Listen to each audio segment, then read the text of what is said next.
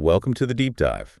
Today, we're going to dive into something that affects your life every single day, even if you don't realize it.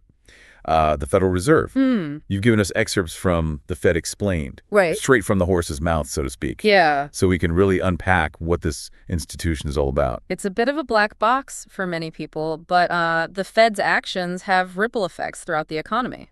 Exactly. So by the end of this deep dive, you'll not only understand the Fed better, but you'll also be armed with insights to help you make smarter financial choices. But first, let's tackle the big question. Okay. What does the Fed actually do? Well, the Fed has 5 core functions, each crucial to maintaining a healthy financial system. 5? Wow. Okay, break it down for me. Think of it like this. The Fed needs to manage the money supply, keep the entire financial system stable, supervises individual institutions like banks, Right. ensure our payment systems work smoothly, and even protect consumers. Okay. It's quite the to-do list. So they're kind of like the central nervous system of the financial world. That's a great analogy. They're constantly monitoring and adjusting to keep things running smoothly. And here's a surprising fact. The Fed isn't funded by Congress. Wait, really? Yeah. How do they pay their bills then? They're actually pretty self-sufficient. They cover most expenses through the interest earned on their securities and fees they charge for services, any leftover earnings straight to the U.S. Treasury. That's pretty impressive. Now, this next part I find fascinating, the structure of the Fed. Right. It's intentionally decentralized, right? Why is that? Exactly. We have the Board of Governors, 12 regional reserve banks across the country, and the FOMC, the Federal Open Market Committee. It's all designed to prevent any single entity from having too much power. So how does that play out in practice? Can you give me a real-world example? Sure. Let's say the economy is struggling in one part of the country, Right. while another region is booming. The regional reserve banks can provide input based on their local economic conditions, ensuring that policies aren't one size fits all. That makes sense. So it's about bringing diverse perspectives to the table. Speaking of diverse perspectives, the Fed isn't exactly known for being a headline-grabbing institution. It seems pretty well dull at times. Well, that's by design. One of the authors of the Federal Reserve Act actually said it was intended to be dull. Stability, not excitement, is the goal here. I guess that makes sense. No one wants a roller coaster ride when it comes to their finances. But Yeah. let's talk about something that does get people excited, or anxious interest rates. How does the Fed use monetary policy to steer the economy? It's all about finding a balance. By lowering interest rates, the Fed can encourage borrowing and spending, which can boost employment. Yeah. But if rates stay too low for too long, we could see inflation rise, on the other hand. Raising rates can cool down an overheating economy, but it might also slow down growth. So it's like walking a tightrope. They need to find that sweet spot to keep everything stable. Exactly. And sometimes they need to take drastic measures. Remember the 2007-09 financial crisis? The Fed slashed rates to near zero and started buying up bonds to inject money into the system. Wait, so they can just create money out of thin air? Not exactly create, but they can increase the money supply through actions like buying bonds. It's a powerful tool they use sparingly. And that shows they're willing to think outside the box when things get really bad. That's actually pretty reassuring to know. It is. They are committed to stability, but also to flexibility in times of crisis. And their role extends beyond just setting interest rates. They're constantly monitoring risks across the entire financial system. So what kind of risks are they looking out for? They're watching for things like asset bubbles, think back to the housing crisis. Right. Or excessive leverage, which means too much debt. They also keep an eye on funding risks that could lead to bank runs and rising household debt levels. So they're like the financial world's version of a doctor, constantly checking for symptoms and trying to prevent major problems. That's a great way to put it, and one of their most powerful tools in this proactive approach is stress tests. Stress tests. So they make the banks go through some sort of financial obstacle course. Not quite, but you get the idea. Stress tests are simulations that assess how well financial institutions would weather a severe economic storm. It's like a financial fire drill, making sure everyone is prepared if things get chaotic. Exactly. It's all about preventing another 2008-style meltdown. Okay, so we've talked about the Fed setting interest rates and playing financial watchdog. But what about this whole supervising the financial players thing? Who exactly are they keeping tabs on? It's a pretty extensive list, really. We're talking bank holding companies, state member banks, those are state-chartered banks that have opted into the Federal Reserve System, and even foreign banks operating in the U.S. So the Fed's reach goes beyond national borders. They're overseeing banks from all over the world. They are, at least when those banks operate within the U.S. financial system, it's all about maintaining a level playing field and ensuring everyone plays by the same rules. And how do they actually do this supervising? Do they have people lurking in the shadows watching every move these institutions make? Not quite lurking in the shadows, but they do have a very thorough process. It starts with examinations and inspections. Examiners from the Fed visit these institutions, regularly poring over their books, assessing their risk management practices, and making sure they're complying with all the relevant laws and regulations. So it's like a financial audit, making sure everything is above board. It is, but it's also about getting a feel for the culture of the institution. Yeah. Are they taking unnecessary risks? Are they cutting corners? Examiners are trained to spot those red flags. What happens if they do find something concerning during an examination? Do they have the power to actually do something about it? Absolutely. That's where the regulatory side of things kicks in.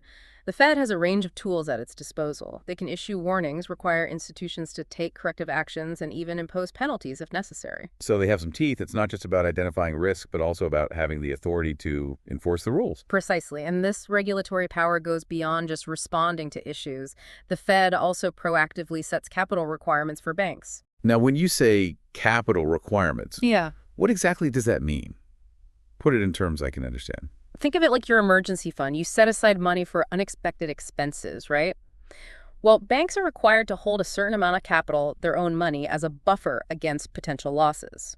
So if a bunch of loans go bad, the bank has some cushion to absorb those losses without collapsing. Exactly. And the Fed determines how much capital each bank needs to hold based on the level of risk they're taking. The riskier their activities, the more capital they need. Makes sense. It's all about mitigating risk and making sure the system can withstand shocks. But isn't that what led to the 2008 financial crisis? Weren't banks taking on too much risk? You're right. The crisis exposed some major weaknesses in the regulatory framework, and it highlighted the need for stronger, clearer roles. So what changed after the crisis? Well, in response to the crisis, the Dodd-Frank Act was passed in 2010. This significantly expanded the Fed's regulatory powers, giving them even more tools to oversee the financial system. Okay, so break down Dodd-Frank for me. What were the key changes it brought about? It aimed to make the system safer and more resilient by strengthening oversight, increasing transparency, and addressing some of the systemic risks that led to the meltdown. For example, it gave the Fed the authority to designate institutions as systemically important financial institutions, or SIFIs. I remember hearing about the too-big-to-fail institutions. Exactly. These are the institutions whose failure could pose a threat to the entire financial system. So the Fed now has the power to subject these SIFIs to stricter oversight and higher capital requirements. That makes sense. You don't want a single institution bringing down the whole house of cards. Exactly. But the financial world is constantly evolving, and the Fed has to adapt along with it. What do you mean? What kind of adaptations are we talking about? Well, think about the rise of fintech and cryptocurrencies. These new technologies are creating new challenges and opportunities for regulators. So the Fed has to keep up with the times, make sure the rules are still relevant in this new financial landscape. That's right. They're constantly learning and adjusting. For example, they're currently exploring how to oversee stablecoins, those cryptocurrencies designed to maintain a stable value. Wow. So even as we delve into these traditional functions of the Fed, it's important to remember that they're also looking ahead, trying to anticipate the challenges of the future. They are, and that's what makes their role so crucial. The financial world is constantly changing, and the Fed's job is to evolve along with it to ensure stability and protect consumers. Well said. So we've talked about how the Fed supervises different types of financial institutions and how they enforce the rules of the game. But what about the game itself? How does money actually move through the economy? That's a great question, and it brings us to one of the Fed's most essential functions, the payment system. We're back for the final part of our deep dive into the Federal Reserve. We've covered a lot of ground. There are 5 core functions, their unique structure, how they supervise financial institutions. Right. But now it's time to explore something that's often taken for granted, the payment system. It's truly fascinating how most people don't think twice about the intricate web that allows us to make transactions so seamlessly. But without a reliable payment system, our economy would come to a screeching halt. It's like we're all playing a giant game of financial Jenga, and the payment system is the foundation that keeps everything from collapsing. Exactly. And the Fed is a key player in building and maintaining that foundation. They provide a whole range of payment and settlement services, not just for banks, but for the federal government as well. So what kind of services are we talking about? Give me the rundown. Well, they maintain accounts for banks, transfer funds, electronically provide check collection services, and even distribute all that physical currency and coin we use. Hmm. It's amazing to think that they're involved in everything from processing a simple check to handling massive electronic transfers between banks. They are, and their role has evolved significantly over time. Back in the early 1900s, the check system was incredibly inefficient. Checks were often routed in roundabout ways to avoid fees.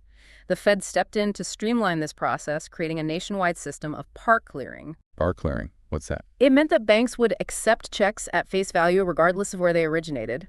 This eliminated a lot of the hassle and delay in the check clearing process. So the Fed was basically making sure that your check from a bank in California wouldn't be rejected by a bank in New York.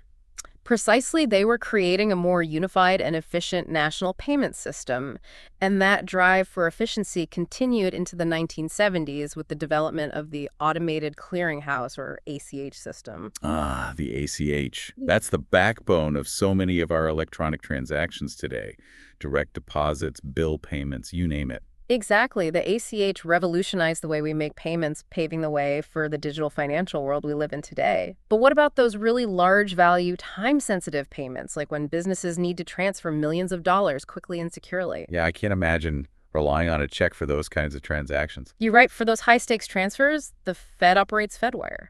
Okay, tell me more about Fedwire. What makes it so special? It's a real-time gross settlement system, which means that transactions settle immediately and individually. This allows banks to transfer large sums of money with certainty, knowing that the funds are available right away. So no waiting around for checks to clear or funds to become available. It's instant. Exactly. But the Fed's role in the payment system goes beyond just facilitating transactions.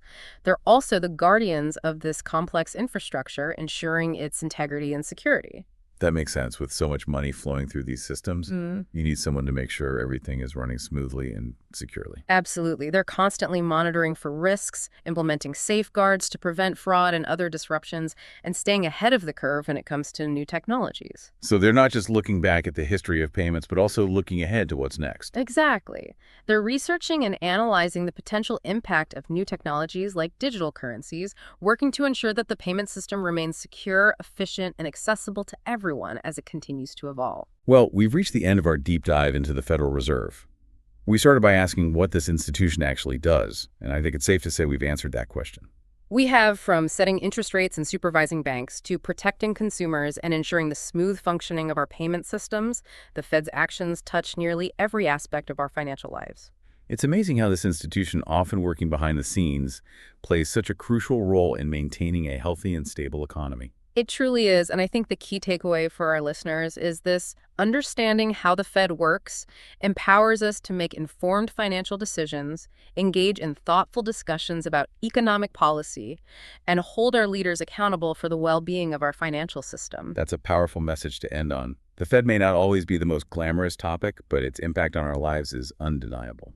As you continue your own exploration of the Federal Reserve, consider this.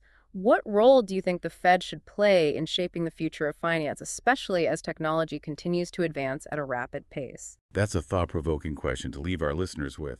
Keep learning, stay curious, and remember there's always more to discover on the deep dive.